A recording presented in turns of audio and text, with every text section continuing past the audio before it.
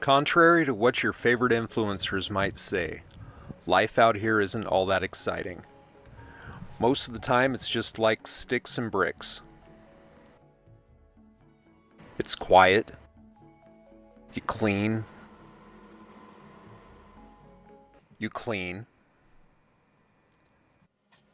You fix stuff that's broken. You do dishes. And you put away the dishes, just like anybody else at home. The big exception is, of course, if you get sick of one place, you can always go to another.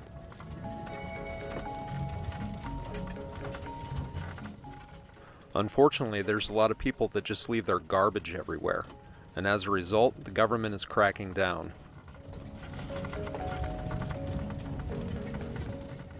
That usually means that areas are getting shut down for good.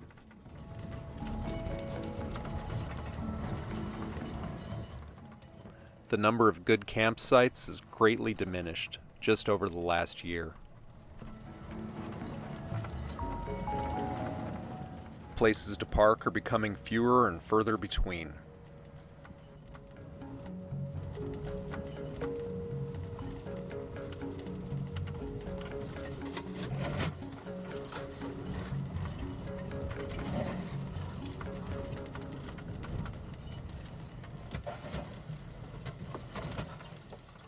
For the last several days, I was parked outside of Santa Fe, New Mexico.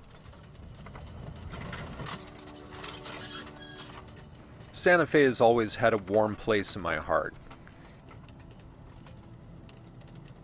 There's possibly nothing more humbling than being near a city where people spend thousands of dollars on artwork and squash blossom jewelry, and you can't even afford gas. This year there was a caravan of homeless people pushing shopping carts up and down Cerrillos Road. It's a bleak look for an otherwise beautiful city.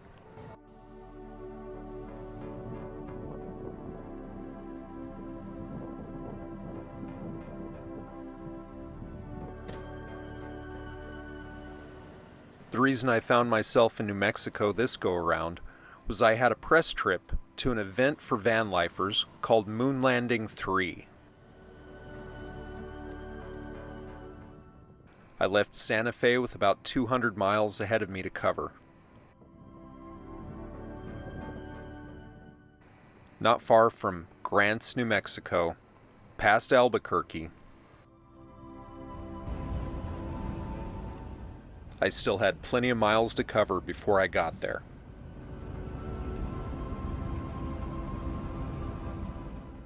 This was to be my second article for Rova magazine, and I was excited about the whole thing.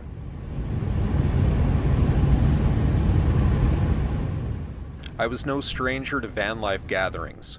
I covered Schoolypalooza in the past, which happened in the Arizona desert.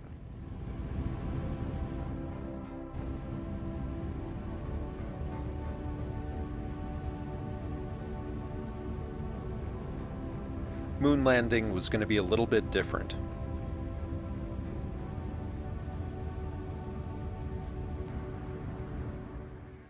It's an annual van life gathering in western New Mexico.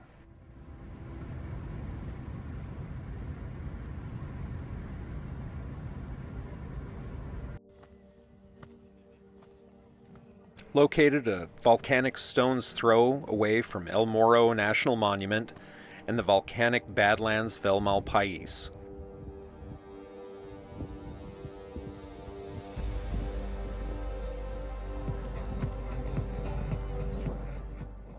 Around 200 nomads gather in the wind and dust for a long weekend of partying, workshops, and music.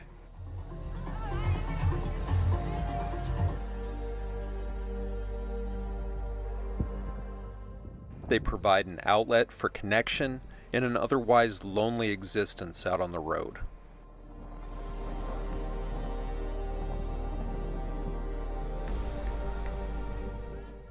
It's also a great place to blow off some steam.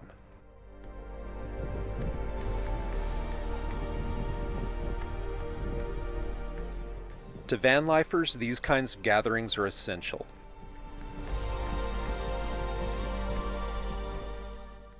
Unlike what you'd see here, Moonlanding really wasn't a 24/7 rave.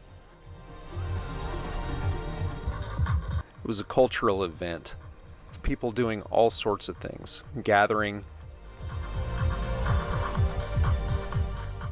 communicating, swapping ideas, and building connection and community on the road.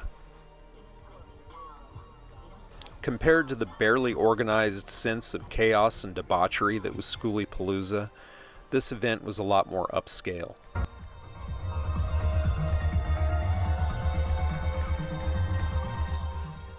On the first night, there was a blessing from the local Navajo Nation,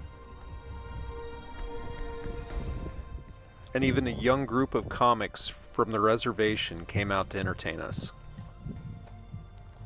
But like all good things that come to an end, I had just about enough of a 4-day festival and decided it was time to get back on the road again.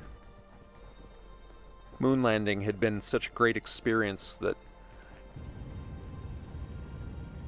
where events like Schoolypalooza had kind of hardened my heart to these gatherings, Moonlanding had given me hope. On a whole, the experience had been a positive one. Not only for the story in the magazine that I was about to write, but just for my own sake. It's not often that you get a chance to vibe with an experience like this. Someplace to put your wheels down and park for a few days, and just enjoy the company of other people, to hear their stories, to visit, get a couple of free beers that are included with the admission.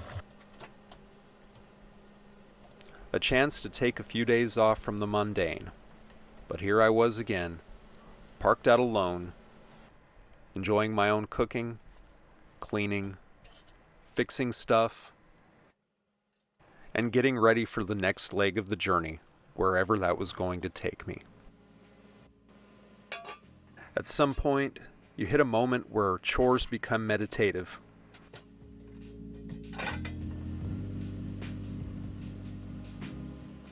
The mundane becomes solid. And it allows you to gather your thoughts.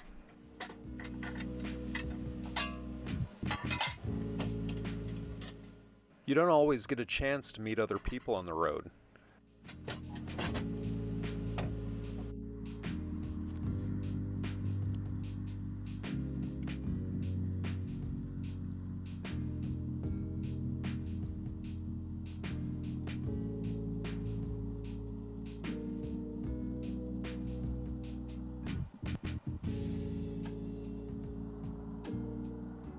My article ran in Rova magazine, doing its part to convince me once again that I'm actually a writer and not just a complete and total imposter.